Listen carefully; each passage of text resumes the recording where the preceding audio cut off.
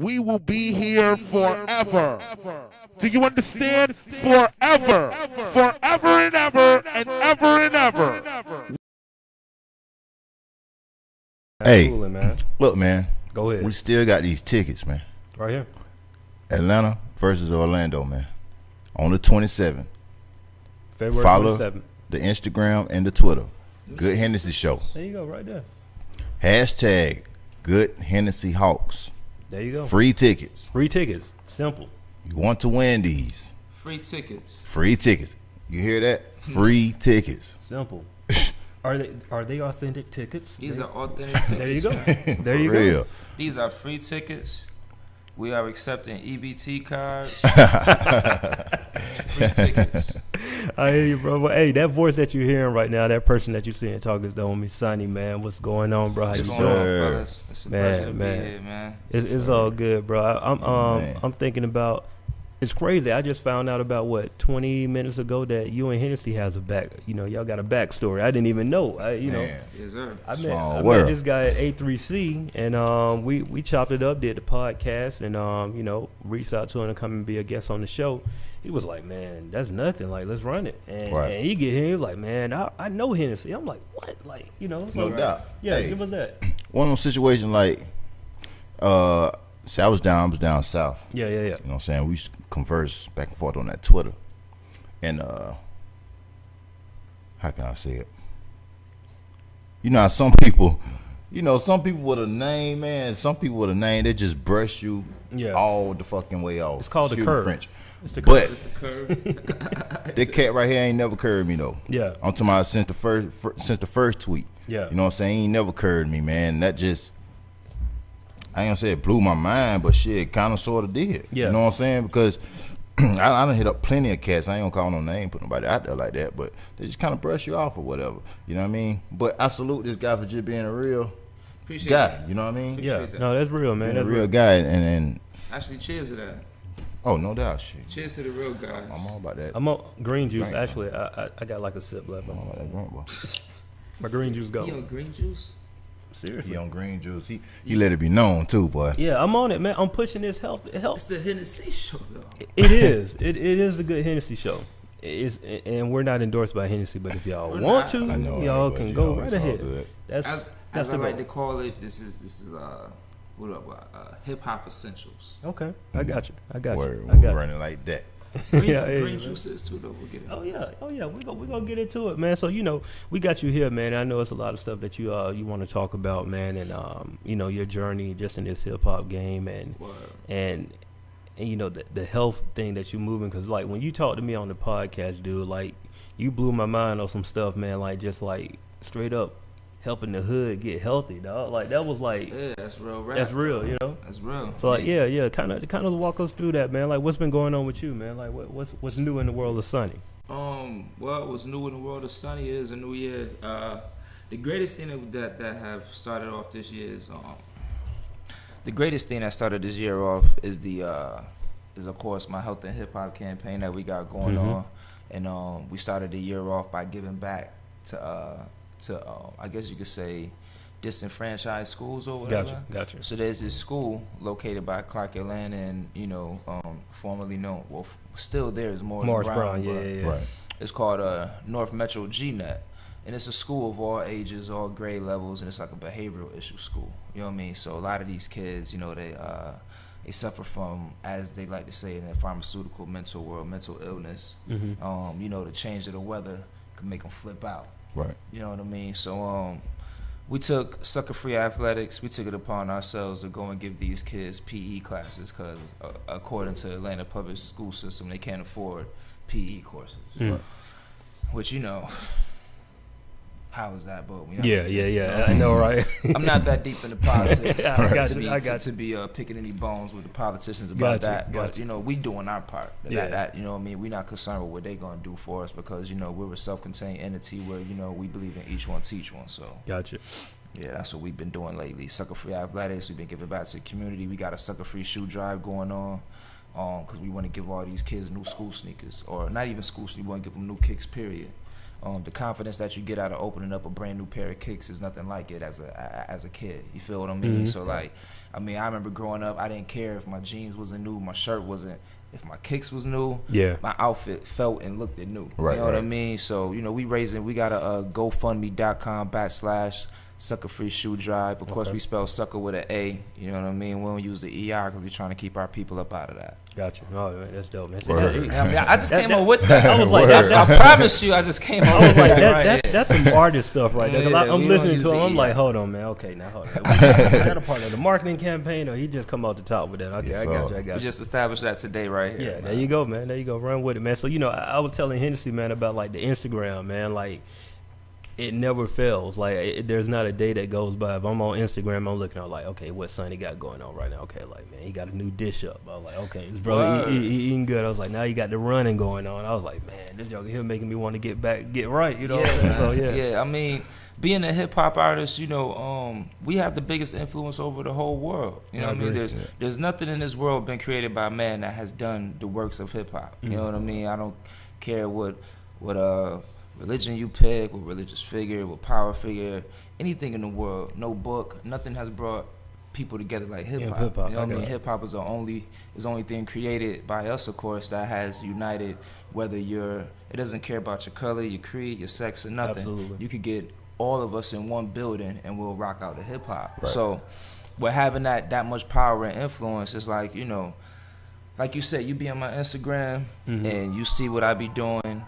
And in the world of hip hop, it's like, you know, we hope that people see that and are able to be influenced by it. Like, dang, these dudes is sipping HenneC. They live this hip hop life, and they still get up and be active and take care of themselves every day. Right. So we just trying to give a different side of hip hop, another influence. Like, you know, you could live your hip hop lifestyle and be influenced by the culture, but this is a part of the culture too. You know what I mean? Absolutely. Being healthy. You know what I mean? Sipping green juice while we sipping yak. It's balance. Word. Balance. Word. Sips balance. Yeah, man. You know, it's all good, man. I know HenneC, man, was checking out some of the music before you came up. The last project. He in here jamming. I walked in, but I was a little late getting here. That New York Minute, man. Yeah, that's Friday project. Yeah. We put that out after we shortly. Shortly after. Yeah, exactly. And I know you got some new stuff in the final too that's getting ready to drop, right? Just this past Friday, shout out to Gangsta Grills Radio, Shade 45. DJ Trendsetter Sense, he played our new joint. It's called Emojis. Okay. You know what I mean? Oh man, we talking about the emoji, the phone joint, right? Okay. Yes. Explain that. Now I got to stop you right there. Explain what's this record about. Now go ahead. Man, this record is to keep it simple and short and very understandable. It's about the relationship.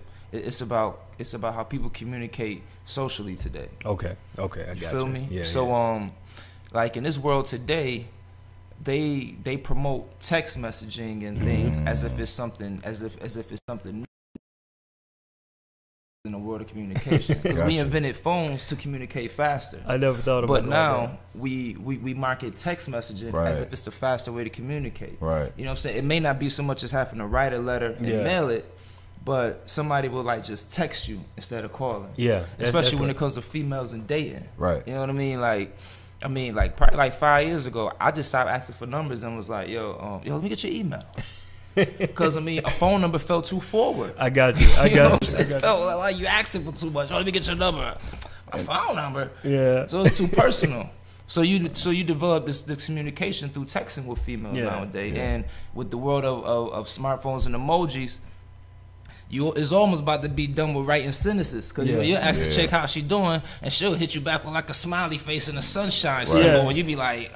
Okay. So it's emoji reading. So now we reading emojis now. So the record's called Emojis because that's what the record's based on. You know what I mean? It's about me trying to communicate with this chick. And, you know, couldn't find out she's communicating the way she is because, of course, you know, she has somebody that's sitting at home on the couch next to her. You know what I mean?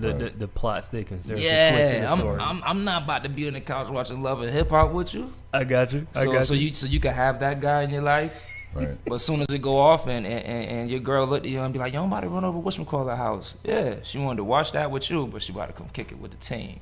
So she sent me an emoji. You know what I mean? This guy here. The emoji, a phone clock, followed by a couple numbers, and then the car. So it's like, yo, give me some time. Come pick me up. And he just hold on, dude. Hold on. You ain't just gonna keep skipping over stuff. Like, look, I feel like I'm old because I ain't even know what all that meant just then. He was like, oh, okay, you got a little clock. You got.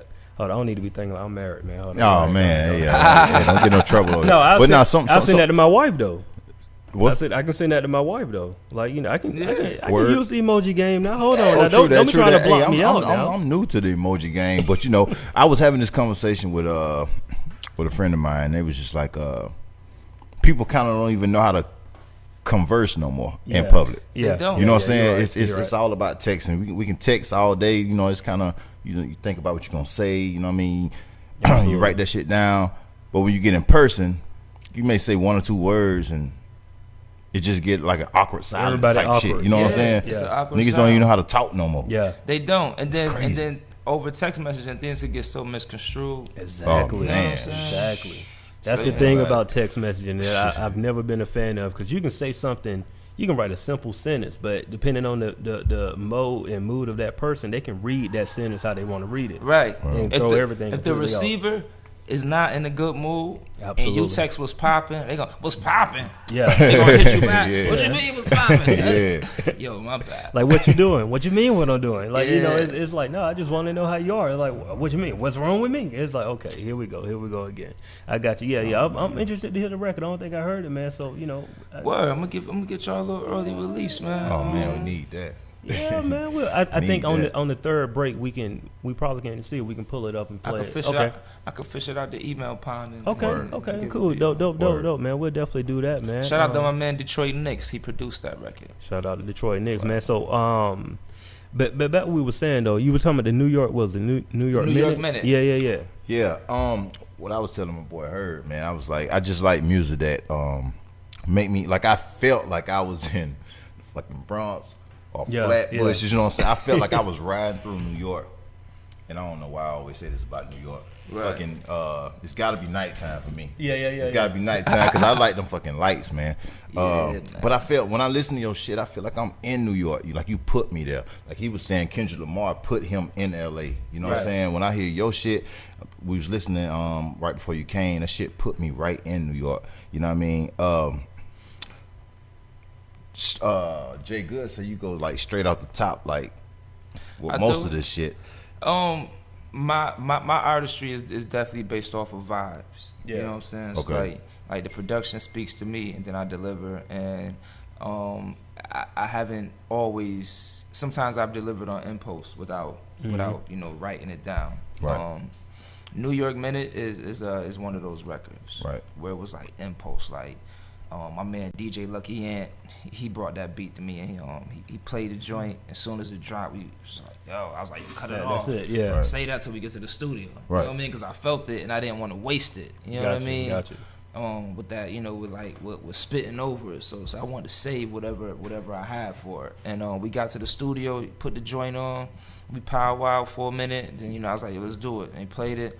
And it was just, and the sound of the record, it just felt like it felt like a day in New York. Like it just felt like waking up early, subways, cabs, handling business, picking up bread, spinning some bread, cooling, getting back to it. Right. Yeah. Right. And that's you know that's So New York, man. how was you able how were you able to maintain that?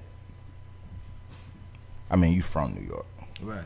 but you know you've been here a while. I've been in the ATL for a good minute though. Yeah. We've been in the ATL since like 2005. 2005. So how were you able to not kind of get influenced by the ATL sound? Like you stayed true to your sound. Like your shit is straight New York.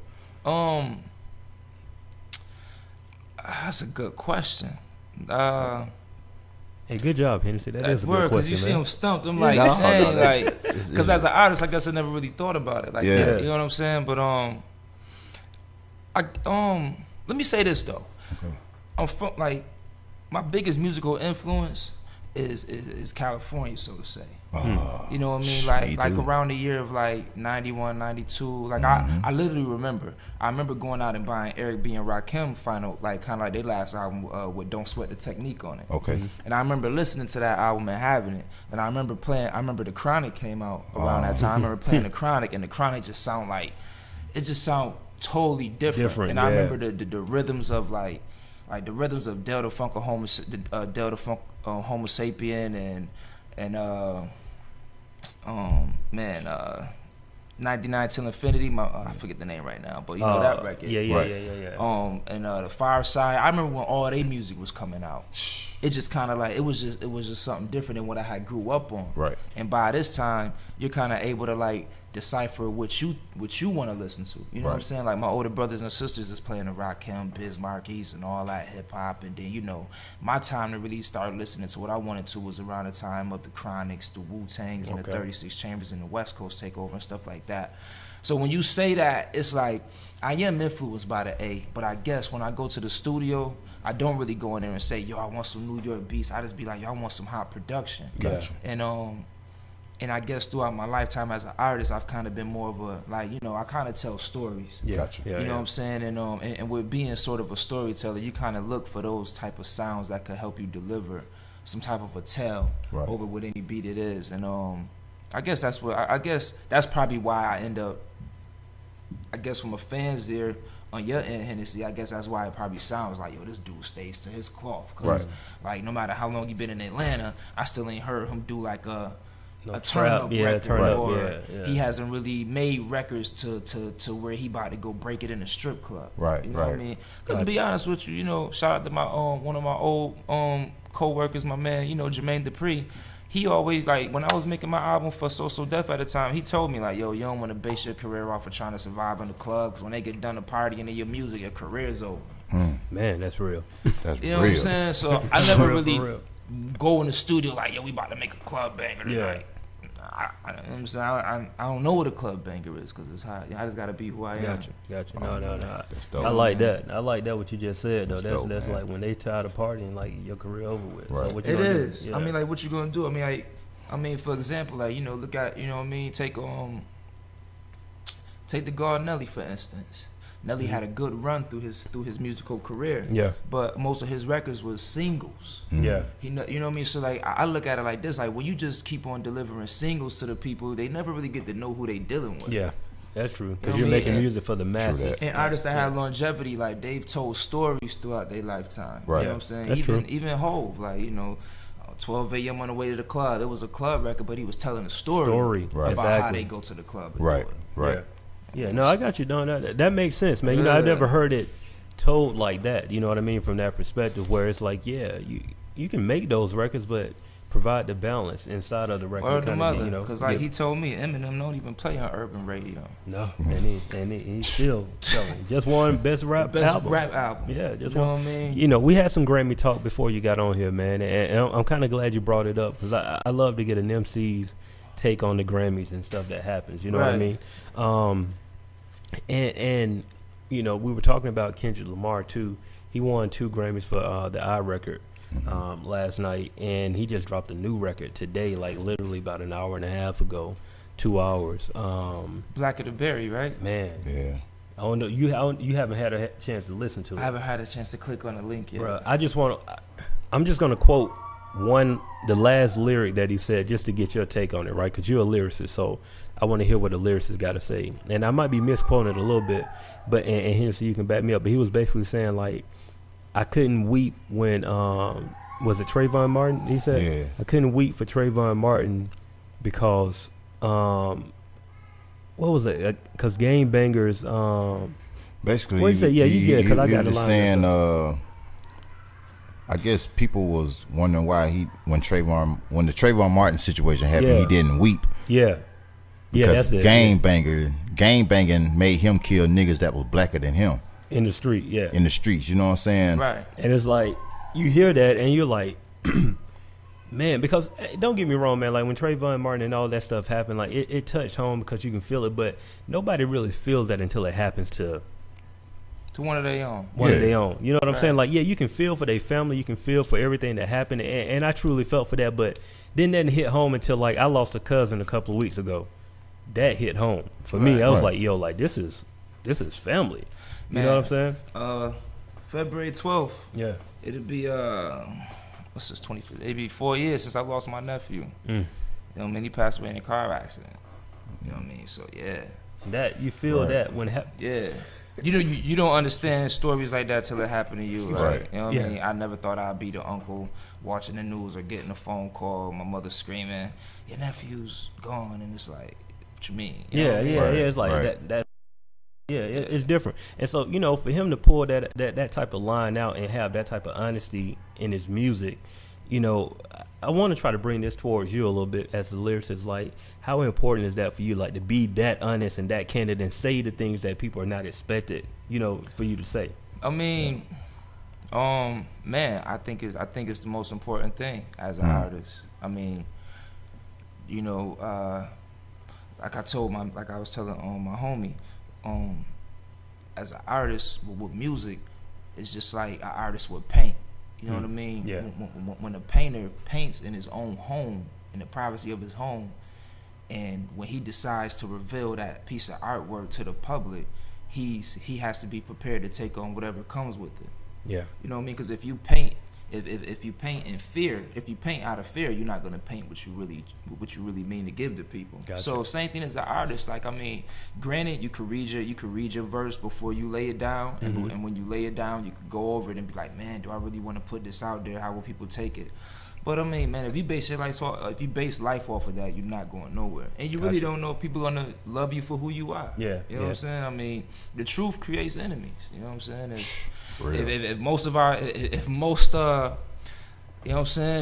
If African Americans who are lost in America was really told the truth about themselves, some of them wouldn't know what to do. Yeah, you know That's what real. I mean? That's real. That's real, man. So I mean, some people don't really even want to hear it. Like, majority of the world is comfortable with living within a lie.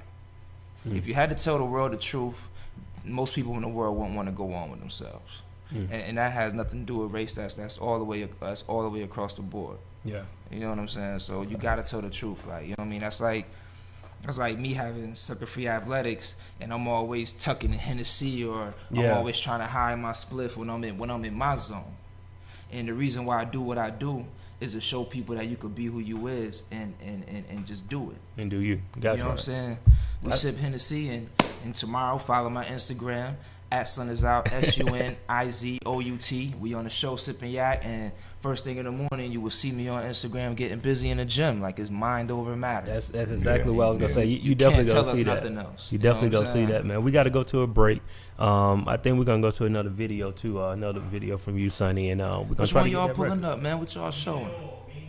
I Mean It All. All. I Mean It All is one of the I toot my own horn. I Mean It All is the greatest freestyle done in 2014. The greatest sucker free mix of any other artist ever did. I took over Jeezy and Jay-Z record. I Seen It All. Produced by Cardo Godwin. Shout out to Cardo. You know what I mean? I bodied this joint. Word. Told the truth to the young black youth. Yes, Suckers. sir. Word.